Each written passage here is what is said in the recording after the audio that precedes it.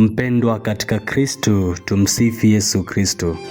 Karibu katika tafakari yetu ya leo tarehe 10 mwezi wa pili mwaka 2026, kumbukumbu ya Mtakatifu Scholastica Mtawa, dada pacha wa Mtakatifu Benedikto.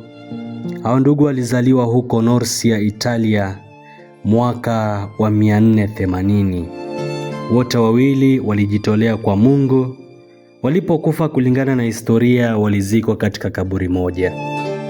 Hawa ndugu wawili, mpendo wangu, walipenda kusimuliana mambo ya Mungu na furaha kubwa mbinguni.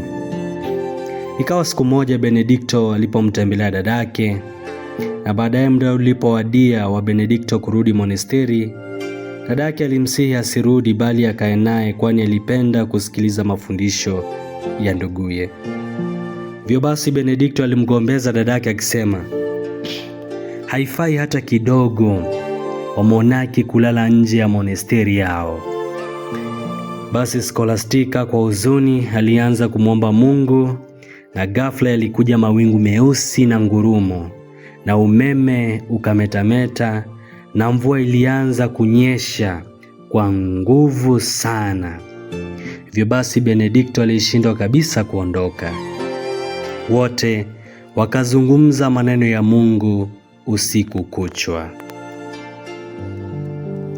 Mpendo wangu, leo hii katika Injili Yesu anakemea unafiki.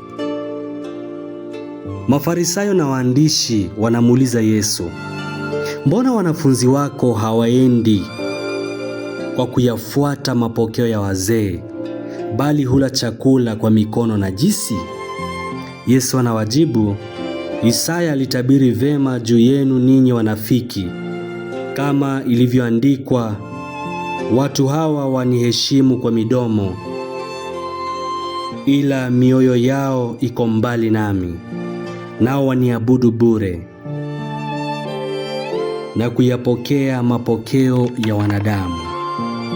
Mpendo wangu, inafaa tuelewe kitu kimoja hapa. Wayahudi walifuata sheria 613.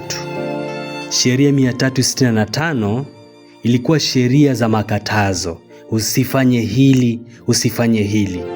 Na sheria 248 zilikuwa sheria za majukumu, fanya hili, fanya lile. Hivyo basi, cha kushangaza, Wayahudi na Mafarisayo na waandishi walizifundisha sheria hizi kwa watu, lakini wao wenyewe hawakuweza kutekeleza yale yote ambayo yalikuwa yanapaswa kufanyika. Na leo hii Yesu anapogundua swali lao, anakemea unafiki wao. Na hivyo basi mpendwa, Yesu hakemei Wayahudi ambao ndio Mafarisayo wa enzi hizo, bali Yesu anakemea unafiki wetu. Acha unafiki mpendo wangu. Wanafiki hukiri jambo moja na kufanyia mazoezi kitu kingine. Wanakiri kwa midomo yao kwamba wanamwabudu Mungu na kufuata amri zake, lakini mpendo wangu, katika maisha inakuwa kinyume. Unapata ni Mkristo mchana kanisani, lakini akitoka nje yeye ni mfisadi, mchawi, anayewateka wanaume au wake za wengine, mchoyo, mwenye usuda, mbishi, mchonganishi na kadhalika.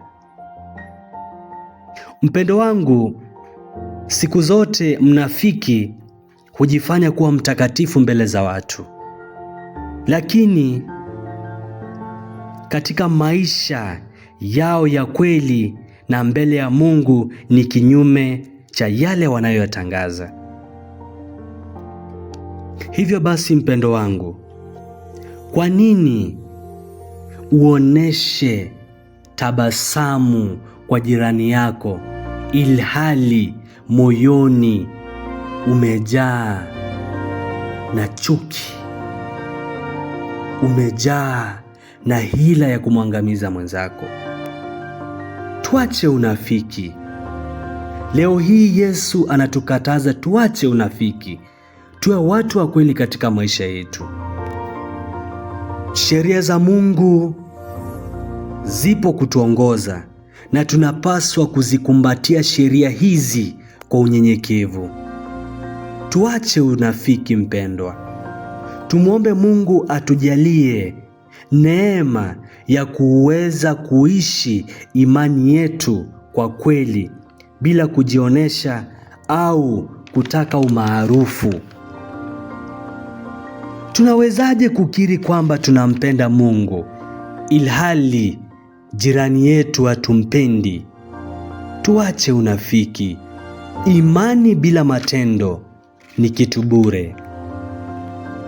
Yakobo 2:17. Na pia wapendo wangu, tuwe makini pia tusifuate mila, matambiko na sheria zinazoweza kututenganisha na Mungu na jirani. Tumsifu Yesu Kristo.